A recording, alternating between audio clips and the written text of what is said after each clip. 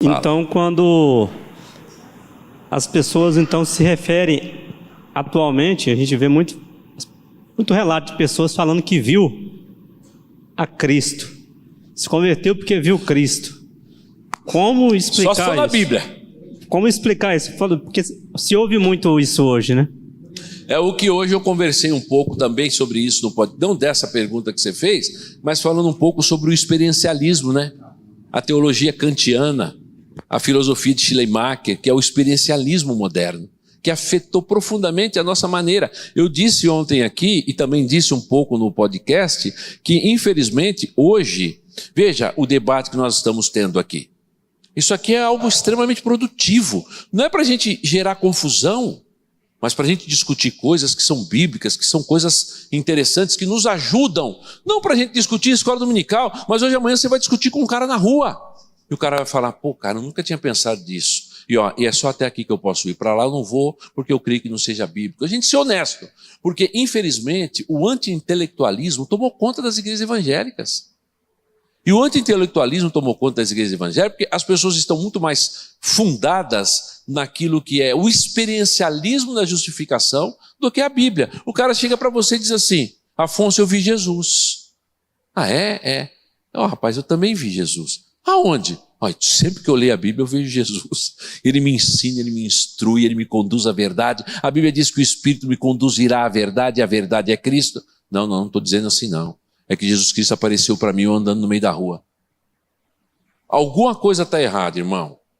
Alguma coisa tem que estar errado. A Bíblia ou o experiencialismo do cara. Porque Jesus Cristo, depois que subiu, nunca mais desceu. Ele está sentado à direita do Pai, Todo-Poderoso. Ele abre o céu para você vê-lo. Ele leva você até a presença dele, porque a Bíblia diz que nós estamos sentados à direita do Pai com Cristo. Efésios capítulo 2. Que nós sentamos com Cristo nas regiões celestes. Nós estamos lá. Cristo nos leva para lá. Agora o cara chega para você e diz que viu Cristo andando na pista. Aí não sei o que ele bebeu, o que ele... Não sei, velho. Mas é o experiencialismo. Aí ou você fala... Amém, irmão. Ou você debate com o cara. Uma das duas. Fala, Silas. Não, agora é ele. Ó. Já respondeu o que eu ia perguntar. Briga. Graças a Deus que eu me livrei do ancião. Que aí a pergunta do ancião já viu, né? Fundador da igreja aqui. Pronto. O presbítero Wagner. Pastor, esse ponto que o senhor falou aí da natureza humana, que ela não é onipresente... foi usado para rebater a doutrina da transubstanciação, né? Sim. Porque se Jesus se ele se transforma no pão e no vinho em todas as igrejas católicas, então ele vai ocupar mais de um lugar ao mesmo tempo. E aí os reformados até utilizaram esse argumento, não, isso não pode. Exatamente. Porque a natureza humana ela não é ela está onipresente. Circunscrita no céu. A natureza humana não é onipresente. E a transubstanciação também. E aí tem gente que fala que estudar esses assuntos não tem importância, né? Louco, tem implicações diretas, porque a minha mãe, hoje ela é nada, já foi até, vai na igreja evangélica, etc. Mas minha mãe é portuguesa, nascida lá. Meus parentes todos moram lá. A minha avó que veio de lá para cá, trouxe minha mãe pequenininha, e depois minha mãe cresceu, casou com meu pai, e teve eu, e mais 2 irmãos. Povo católico, mas de um catolicismo. Eu já fui algumas vezes lá, onde minha mãe nasceu, e na casa de parentes que moram em Portugal. Eu gosto muito de Portugal. Eu vou a uma cidade sempre chamada Meda, onde mora minha prima, uma católica que andou 340 quilômetros para pagar a promessa para Nossa Senhora de Fátima. E como ela ia de tênis, teve um momento que ela disse, o sacrifício não está bom. Ela tirou e colocou uma sandália de salto. 340 quilômetros. Deus me tem dado a graça de sempre que vou lá. Ela escuta a gente pregar todo domingo. O nome dela é Cacilda. Se você entrar lá, quando ela não assiste a mensagem direta no culto, ela assiste no outro dia. Eu não sei o que Deus está fazendo na vida dela e dos meus primos lá em Portugal. Mas ela disse assim para mim, aqui em Meda, primo, nós somos mais de 7.000 pessoas. Não tem nenhum protestante aqui. Todos aqui são católicos. Não tem nenhuma igreja aqui, primo. E os caras estão indo para um monte de lugar, fazendo missão em um monte de lugar. 7.000 pessoas, cidade top, não é rica, mas pensa numa cidade top. Quem gosta de sossego era ali, você está entendendo? E para pregar, para evangelizar, para falar do evangelho de Jesus Cristo. Uma igreja, nenhuma. E ela disse: prima, eu tenho um grande privilégio. Eu disse: qual o privilégio que tu tens, prima? Pois o padre desta cidade é nosso parente, meu primo. E agora eu tenho um primo que é pastor no Brasil. Quer dizer, eu estou para todo lado, né? Eu vou para um lado e vou para o outro. Mas estou protegida. Pensa, eu chego lá. Por favor, primo, eu quero que tu ores. Eu oro com eles, eu prego o evangelho, eu falo de Cristo. Nunca. Agora, sabendo fazer isso. Uma vez eu fui o meu primo, Samuel, filho dela, conhece muito Portugal. Conhece Portugal de cabo a rabo. E ele é ciclista, o cara é violento, ele tem um conhecimento extraordinário.